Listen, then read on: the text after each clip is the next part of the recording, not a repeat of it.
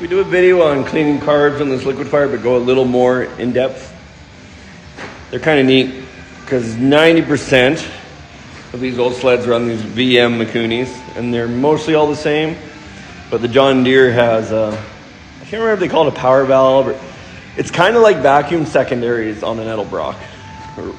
It's kind of that Venturi idea. So they're kind of neat. From the outside, they're pretty well the same, except they got this tube here with a little nozzle there. We'll get into that. Okay, typical, take your 4 screws out the bottom, and they're kind of hard to pull off because on the bottom there's an O-ring there that sits into here, and this is where they're really different. Most of these have, why do I not have keepers on my floats? Most of these just have a normal jet, main jet there sucking out of the bowl. And on like my Blizzard, it's a 440 also, so similar. It has 290 jets in it, I believe. This one splits them. So that tube sucks through this hole, and that hole has a passage going to the main jet. And I believe these have 145s in it because they split the difference. They'll do 145 there, and this guy goes out this outside tube and in there, and air velocity will start to siphon once you have enough, and it will only take as much as it can handle. If you start to bog or lose RPM, you're going to lose all your velocity, and it's going to quit siphoning. So we'll add with these up, but I bet it's in the high 200s when you add the jets together. I don't know if that's exactly how they do the math, but that's how I picture it. Yeah, the numbers don't add up like I was thinking. This, I think, is an 18.5. And the other one's a 145. So if you have one of these have big bogging issues, I've ran into that O-ring being ripped and it just sucking full fuel. I've ran into this carb. That brass plug had fallen out and they put JB Weld in it and it ran into the jet and plugged it off. So it couldn't run worth a shit. So you got to make those things, all those passages are all clear. Your pilot jet is still the exact same location. And then you take this O-rings, pretty well spacer, connector. There we go. And there's a washer on it, under it. Get that washer out of the way. Then you can push your needle tube out, or needle carrier. They have a stupid name for it. I don't agree.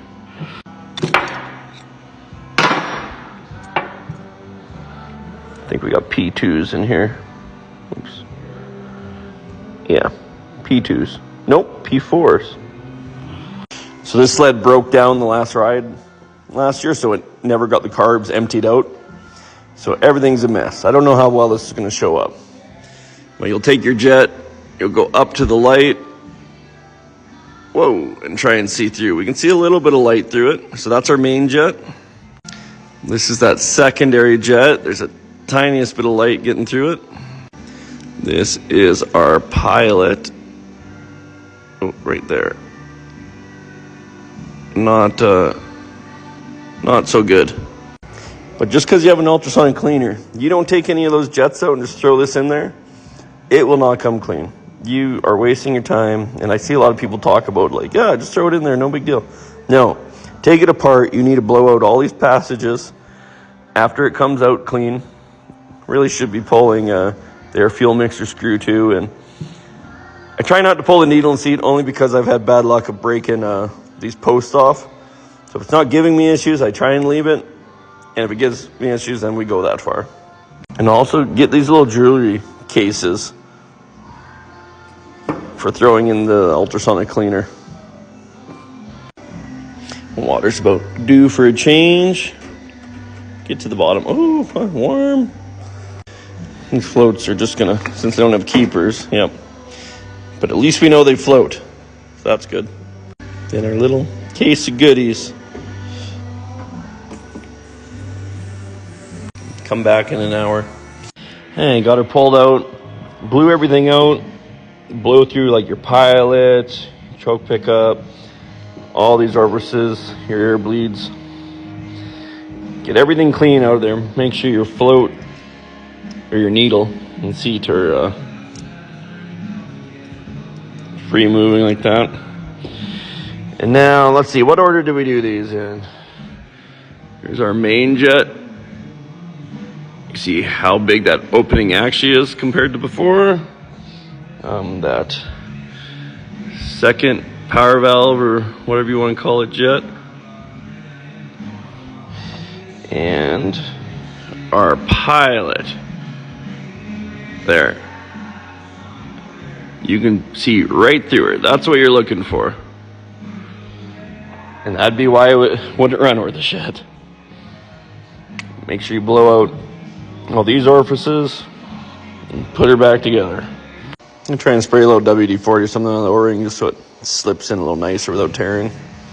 And don't care how many times you've done it, run the throttle, make sure those slides are dropping in all the way so it doesn't take off when you fire it up.